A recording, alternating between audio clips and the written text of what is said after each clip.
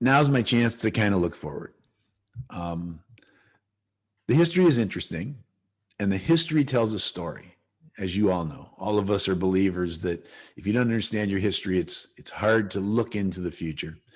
By the same token, the history doesn't matter when it comes to writing the future. In truth, we have control over what happens. We have control over part of it. So as I thought about how I would talk about this, here's the thing that came up for me. All of the things that were important when Marco first designed this kind of view of dentistry are still important today. And as I looked through all of those things and I thought of myself, okay, as a dentist who came out in 1980 with all my hopes and dreams ahead of me, all of those things were important things then too, and they continue to be.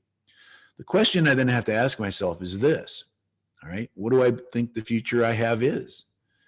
So I'm going to tell you from my point of view, for someone who got out in 2020, which is 40 years after I was celebrating my graduation, I think you have a great future. In fact, I think you have an incredible future ahead of you. To recognize that or realize that, I think what we first have to do is think globally but act locally.